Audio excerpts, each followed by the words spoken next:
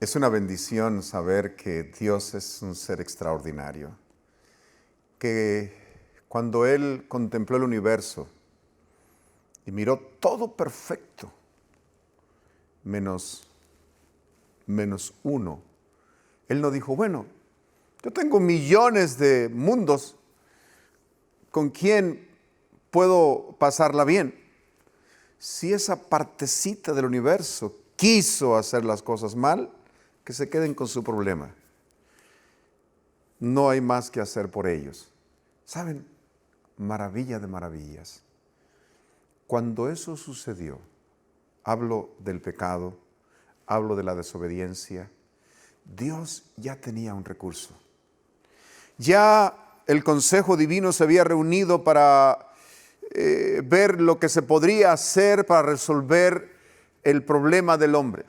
Y hubo allí ese elemento divino a quien nosotros llamamos Hijo ahora, el Verbo de Dios que dijo, yo me apunto para ir a la tierra a rescatar a los seres humanos. Dios hizo provisión para nuestra salvación. ¡Qué bendición! A través de su palabra, a través de Jesucristo, para que entonces nosotros a través de la fe podamos recobrar la vida eterna, llegar a ese estado original, alcanzar al final de todo el sueño de Dios, los propósitos eternos de Dios. Pero, ¿cómo lo hace Dios? Esto es algo apasionante, queridos. Estamos en un proceso de nacer otra vez. Yo quiero volver otra vez al texto que nos ha traído en San Juan, el capítulo 3. Y dice la palabra del Señor, respondiendo Jesús y le dijo, de cierto te digo, que el que no naciere de nuevo, no puede ver el reino de Dios. Nicodemo le dijo, ¿cómo? ¿Cómo puede un hombre nacer siendo viejo? ¿Puede acaso entrar por segunda vez en el vientre de su madre y nacer? Y respondió Jesús, de cierto te digo, que el que no naciere de agua y del Espíritu no puede entrar en el reino de Dios. Lo que es nacido de la carne, carne es, y lo que es nacido del Espíritu, Espíritu es. Nosotros ya dijimos el problema de lo que es nacido de la carne. Lo que es nacido de la carne está condenado a morir, lo que es nacido de la carne no tiene parte en el reino de Dios, porque carne y sangre no puede entrar en el reino de Dios. Lo que es nacido de la carne está vendido al pecado, está viviendo en pecado. Nacemos con ese estigma de muerte sobre nosotros. Pero entonces hay que nacer del Espíritu. ¿Cómo se nace del Espíritu? No voy a hablar en esta ocasión sobre quién es el Espíritu. Nada más les recuerdo que el Espíritu Santo se movía sobre la faz de las aguas, dice la palabra de Dios en el momento de la creación.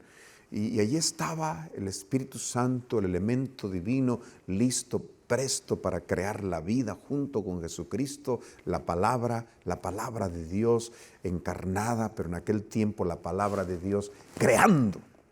Ahora encontramos a Jesucristo recreando y al Espíritu Santo recreando también. Otra vez, reconstruyéndonos, rehaciéndonos. ¿Cómo se nace del Espíritu? Lo primero que quiero comentarles esta ocasión es cómo no se nace del Espíritu. A menudo hay muchos estudiantes de la Biblia que piensan que nacer del Espíritu es un arrobamiento, es el desprendimiento de adrenalina, ¿verdad?, de nuestra vida espiritual que nos hace brincar, que nos hace arrastrarnos, que nos hace aullar, que nos hace hacer y deshacer. Recuerdo algunos incidentes interesantes. Hace muchos años, siendo pastor en una iglesia en Baja California Sur, recuerdo que fui a hablar con una hermana acerca de que si quería entregar su vida al Señor por medio del bautismo. Ella me dice, sí me gustaría, pastor, dice, pero me da mucha vergüenza. Y le dije, ¿y por qué le da vergüenza? Dice, lo que pasa es que yo sé que una vez que empiece a bautizarme, dice, el Espíritu Santo me va a agarrar y me va a hacer que empiece a bailar y me va a hacer que yo haga cosas que yo no quiero hacer y eso a mí me da vergüenza. Otras personas, cuando hablamos del nacer del Espíritu, piensan que nacer del Espíritu implica necesariamente el hecho de hablar en otras lenguas. ¿Saben? Yo he estado en muchos servicios en donde supuestamente se nace del Espíritu de esa manera. Cuando yo fui niño, recuerdo que un grupo de cristianos se estableció a unos 50 metros de casa. Yo tendría unos 8 años de edad. Y en esa carpa, una carpa grande, casi todos los días iba un predicador y la gente iba. Había música, una música estridente con guitarras, con baterías. Y uno de niño tiene curiosidad y como estaba tan cerca, pues me fui. Yo estaba ahí recargado a uno de los pilares, unos tubos esos que sostenían la carpa, y de repente el predicador que estaba predicando empezó a hablar en lenguas. Yo no sabía lo que era eso, lo supe hasta ese momento. Yo dije, como este amigo viene de Estados Unidos, seguramente está hablando en inglés. Yo no sabía una palabra en inglés. Pero ahora que soy un poquito más grande y más entendido en esto, entiendo que no, porque cuando este individuo empezó a hablar en lenguas, súbitamente frente a mí una dama empezó a convulsionar y empezó a gritar y empezó a hacer movimientos raros, y la gente que la rodeaba la empezó a levantar porque caía y se golpeaba. Y yo recuerdo que miré eso y salí corriendo. Yo era un niño, no sabía lo que estaba pasando. Esa fue la primera vez que yo vi una manifestación, de esas manifestaciones que muchas personas dicen que es del Espíritu Santo, pero que en lo personal, ahora que yo he estudiado la Biblia con detenimiento, me doy cuenta que cuando hago comparaciones con esos eventos, que he estado en muchos ahora, algunos de ustedes saben que me gusta cantar, y antes me invitaban mucho a cantar a diferentes iglesias de otras denominaciones, y a veces debo de confesar que fui a cantar a algunas iglesias de esas, y contemplaba lo que pasaba. Y dentro de mi corazón yo decía, ¿cómo puede ser esto una manifestación del Espíritu Santo? El desorden, esto más bien se parece, y perdónenme si quizá alguien puede sentirse mal, pero eso se parece mucho a una sesión donde hay invocaciones malignas, de esas sesiones espiritistas africanas o afroamericanas, o también esas sesiones de catarsis de la nueva era, en donde las personas gritan, en donde las personas se revuelcan y hacen cosas para sacar esas malas vibras. Eso es muy parecido a eso, menos a una manifestación del Espíritu Santo. Fíjate bien, cuando nosotros seguimos leyendo aquí el libro de San Juan, el Señor Jesús es bien claro cuando dice, no te maravilles que te dije, os es necesario nacer de nuevo. El viento sopla de donde quiere y oyes su sonido, mas ni sabes de dónde viene ni a dónde va. Así es todo aquel que es nacido del Espíritu Santo. Bueno, ¿y qué es nacer del Espíritu Santo? Quiero presentarte algunas premisas bíblicas. ¿Cómo yo puedo saber que realmente he nacido del Espíritu Santo? Y aquí mismo, en el Evangelio según San Juan, en el capítulo 14, nosotros encontramos una de las alusiones más importantes de Jesús acerca del Espíritu Santo, la promesa del Espíritu Santo. Y dice la palabra del Señor, y yo os rogaré al Padre, y os dará otro consolador para que esté con vosotros para siempre. Esto es algo interesante.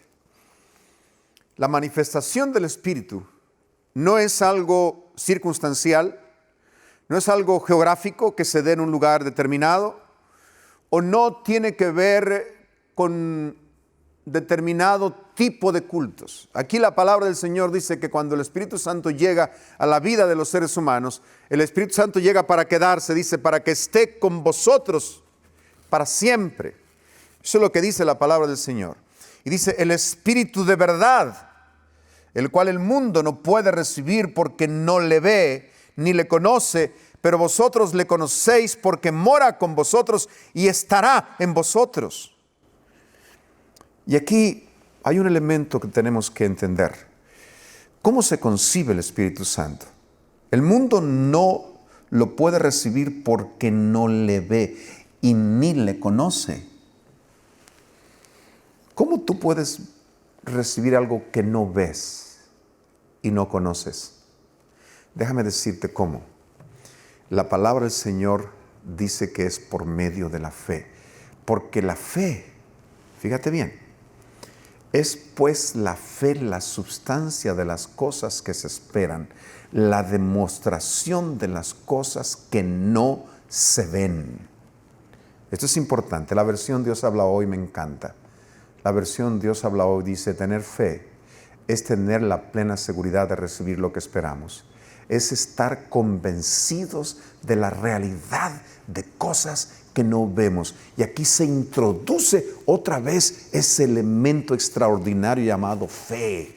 La antítesis, la medicina para el pecado y para la muerte. La fe es por medio de la fe que tú puedes concebir esta realidad bendita del Espíritu Santo.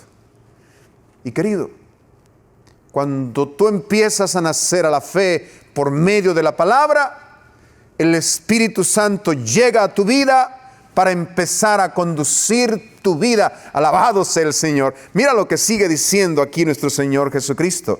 Dice, no os dejaré huérfanos, vendré a vosotros. Vendré a vosotros. Y dice el versículo 26, mas el Consolador, el Espíritu Santo, a quien el Padre enviará en mi nombre, Él os enseñará todas las cosas y os recordará todo lo que os he dicho. Entonces, el Espíritu Santo tiene un ministerio extraordinario. Enseñarnos la verdad.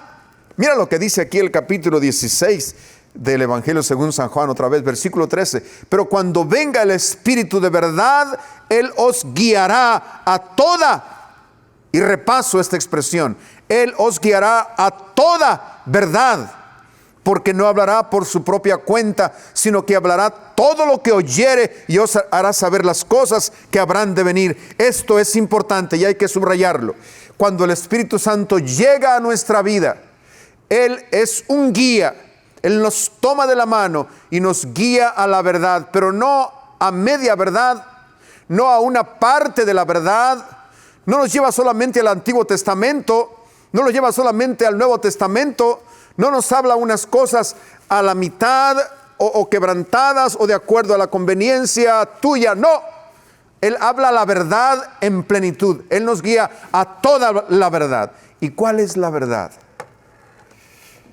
Santifícalos en tu verdad. Tu palabra es la verdad. ¿Cómo vamos a nacer otra vez?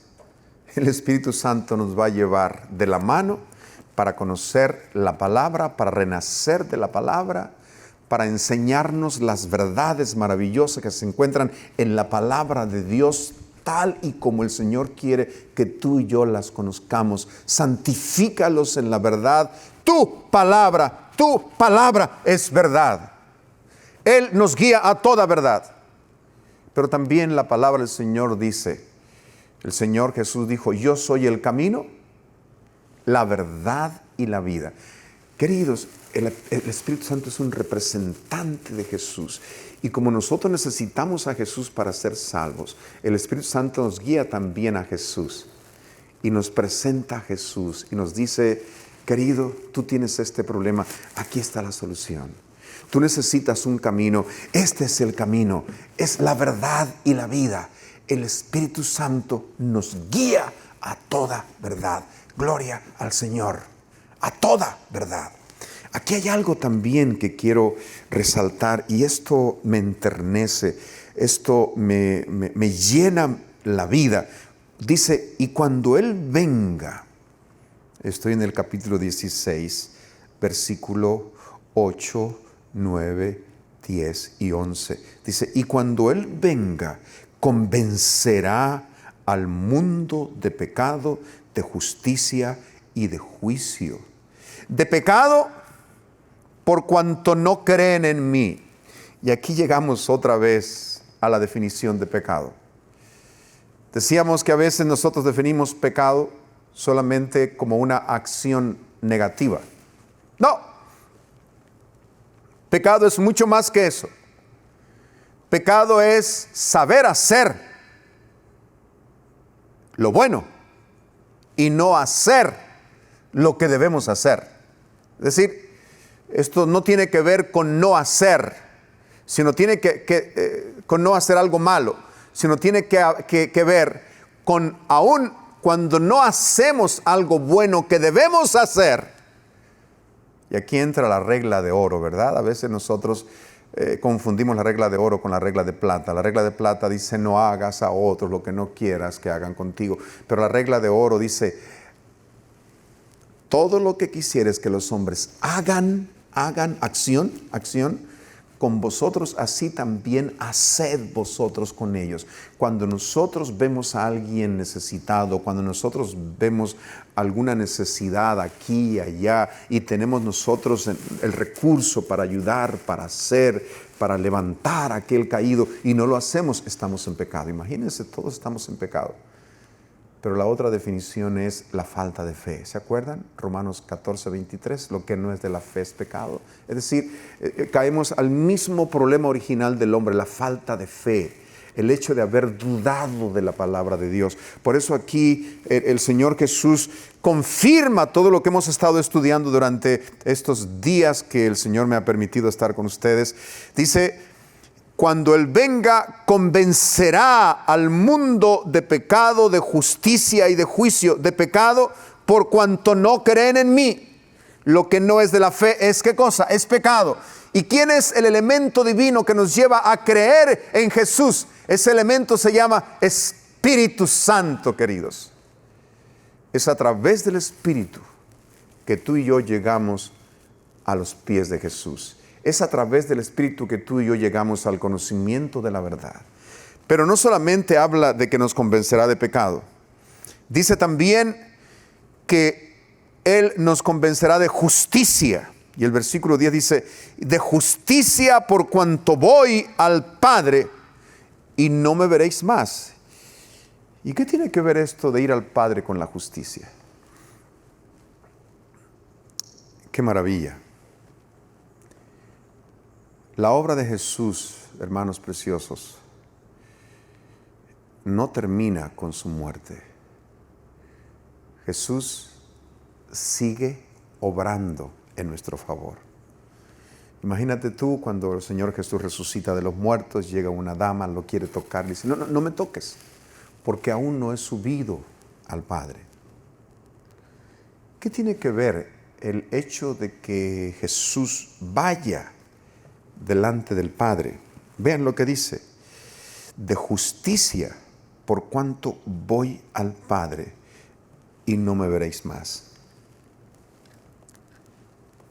Hermanos, cuando el Señor Jesús se presenta delante del Padre, después de que Él ha resucitado,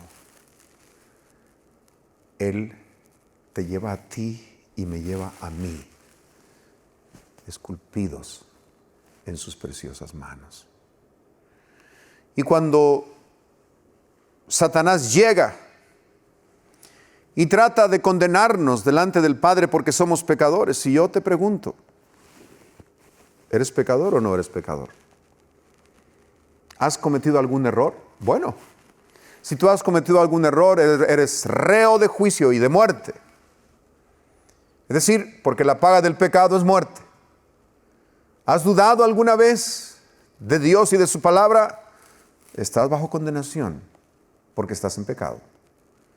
¿Has cometido algún error? Estás bajo condenación porque la transgresión de la ley es pecado. ¿Alguna vez has pasado por alto algo que debías hacer y no hiciste? Estás en pecado. porque el pecado está en aquel que sabe hacer lo bueno y no lo hace. Entonces, ¿cuál es el asunto?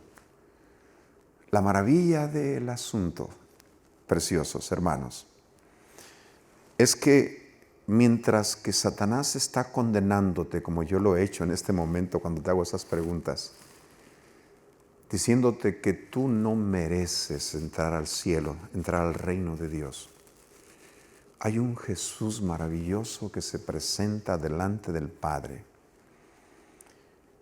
Y Él se presenta en tu lugar. Y cuando Dios toma tu caso, no toma tu vida como punto de referencia para hacer un dictamen, sino contempla la vida perfecta de Cristo Jesús.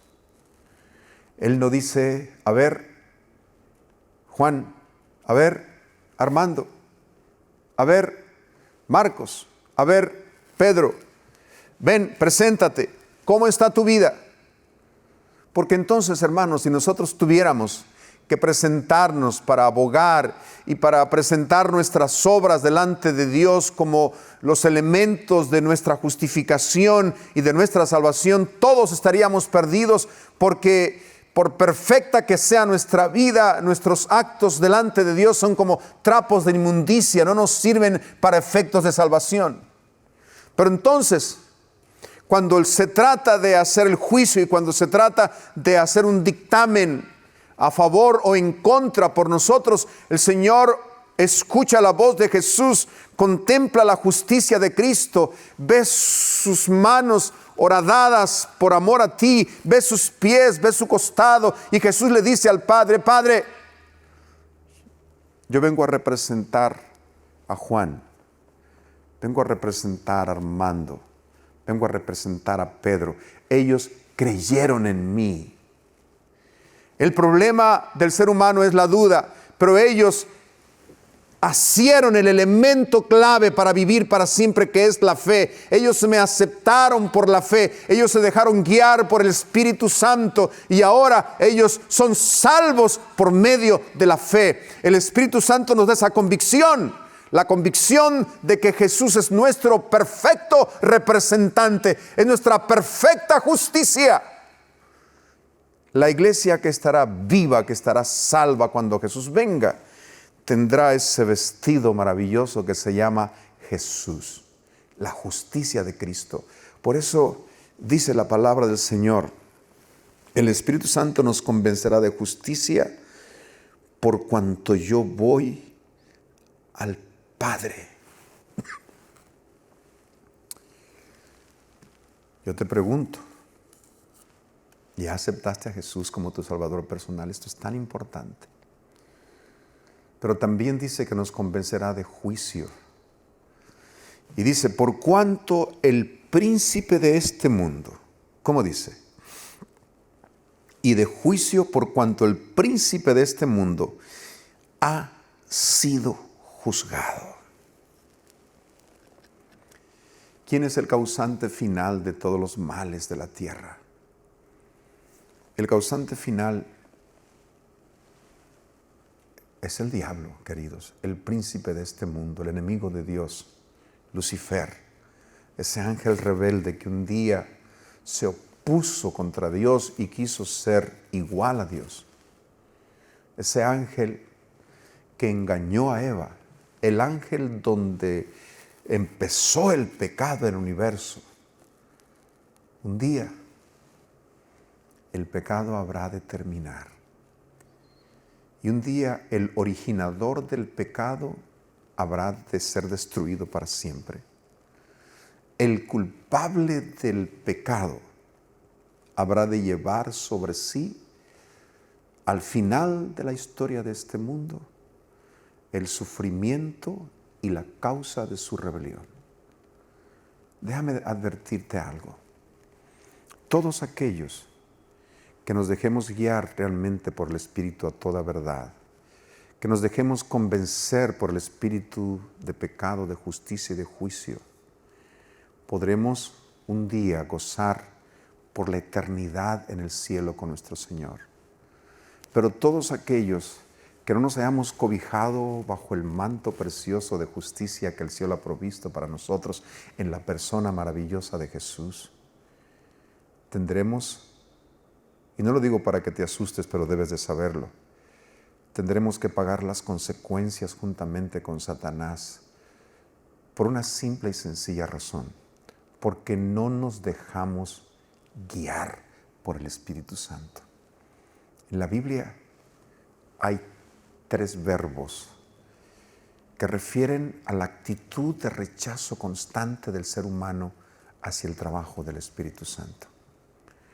El primero está allí en el capítulo 6 del libro de Génesis, cuando el Señor habla sobre los antediluvianos. Dice, no contenderá más mi espíritu con el hombre. La palabra contender quiere decir luchar. Dios tratando de luchar al hombre y el hombre luchando por perderse. El hombre resistiéndose a los esfuerzos divinos, a la iniciativa divina por rescatarnos a través de su Santo Espíritu. En el capítulo 4 del libro de San Marcos dice el Señor que toda blasfemia será perdonada, mas la blasfemia contra el Espíritu Santo no será perdonado jamás. Y blasfemar contra el Espíritu Santo no es hablar contra el Espíritu, es resistirlo. Es no dejar que el Santo Espíritu haga su trabajo en nuestras vidas.